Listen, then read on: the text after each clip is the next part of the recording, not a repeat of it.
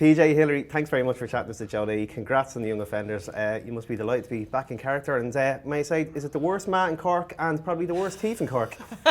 Yeah. Yeah, that's fair enough. Yeah, I think that's true, yeah. That's fair I enough, think it was the shittest man in Cork. But shittest man in that, Cork, that was a bit unfair. I mean, there are moments when you're lovely to hear someone. Moments, very brief moments, but yeah, and there's very brief moments in the series as well, but sure, look, she loves him deep down, you know. And PJ, your own role now, you channel a bit of your own secondary school disciplinarian. A little bit, yeah, because growing up being someone that like really hated school and didn't get on with any teachers ever in the history of my life, and then I all of a sudden now have to sympathise completely with the role of a headmaster, and sort of it's almost like karma for them, because now you're kind of in that sort of mindset where you're like a school principal and you're trying to understand what it must be like to have daughters and have to have those two little shits banging around.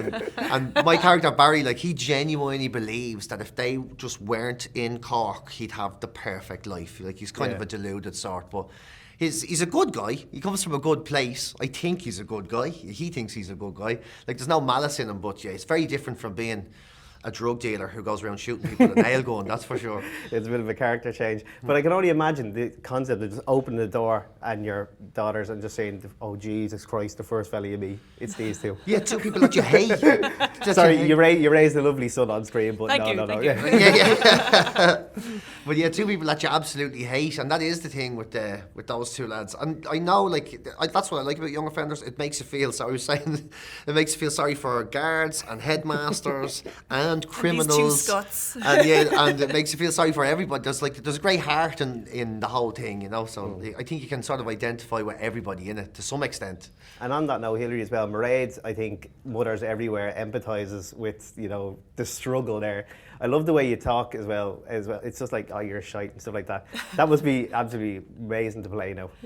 It is. Like, to be honest, it's a bit of a dream role, so I'm so chuffed that Peter wrote such a great female character. You have to say it, don't you?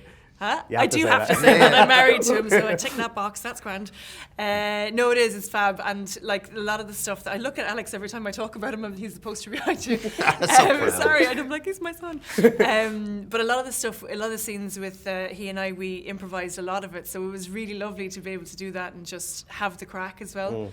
So yeah, she's a really interesting character. She's a bit of a tough nut, so I really enjoyed playing her. She was fun. And since the first one I asked the lads, they said they get a lot of requests from their mates and people around Cork saying, oh, you should film here, do this, mention this. Is that the same since the film? Have you been inundated with like random Cork people who are coming down the woodworks asking you for requests? Yeah, kind of actually. You just get like, I've got a gym, will you do it here? And I've got it. You're like, okay, yeah, here's an email address, here.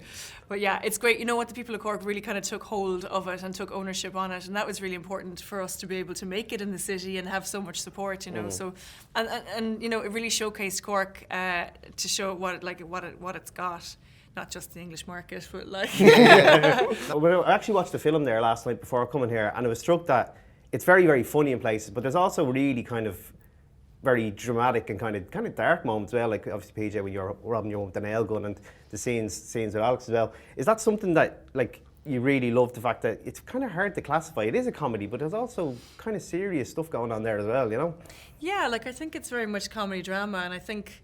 Yeah, especially with your character, like with Mairead especially, like all this, like a lot of the time we get to have big crack scenes, and then you come in and Hilary's again carrying the emotional baggage of the series. Where she cried for like 2 months. Where she's been like crying constantly and been tormented by this one, and there's genuine family sort of issues brought into the dialogue and everything, and you know there's a bit of that, yeah. So, but I think that there is a bit of it, like you said. There's a great bit of heart in all the characters, so there's and it makes it better. You know, it makes it more relatable. It makes the jokes better. Yeah.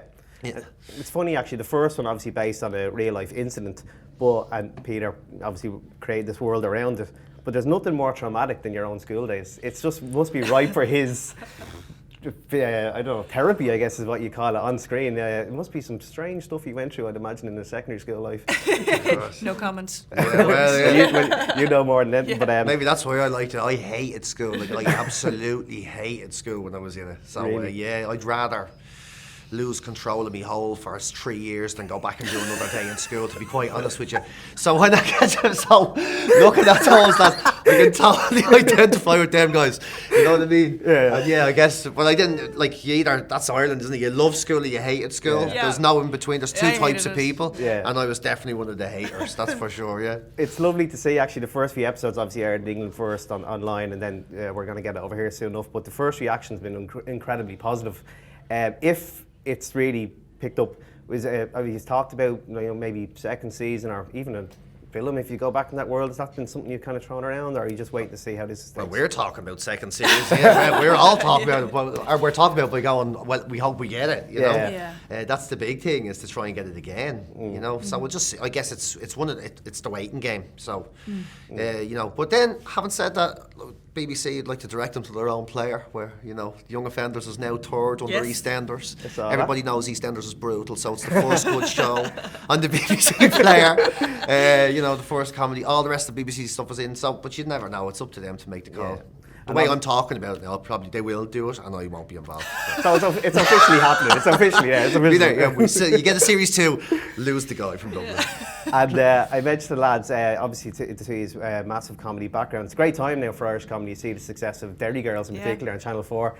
I asked the lads if they could imagine what a crossover would be like between Cork and Derry Girls. Yeah. Oh, it's brilliant though. Yeah. it is Kinda. brilliant. It's really well done. It's just like you get these waves, don't you? Irish TV. Like you get the Father Ted era and the End, and you had all of that stuff. And then like 10 years later, there was Des Bishop's work experience and Podgem Raj and all of those things. And now again, there seems to be another shift. Moonboy, Young Offenders. Derry Girls, so it seems to come and go that way. It's going to be the year of the tracksuits and sovereigns and bad haircuts now after this show, I can imagine. I really hope it becomes a look on the streets again. I really do. I'm done with sort of lads walking around with their hands on their Mickeys, walking around with their party. That sort of thing that's been going on with tracksuits and that. Get rid of it, get the sovereign rings back and the Ronnies back. And the scut cuts, that's what they're called in Cork. Is that what it is? Scut cuts. And that principal Tash, that's going to come back in now, I can see. I'm going to get one for the next series. We own this city. It's ours.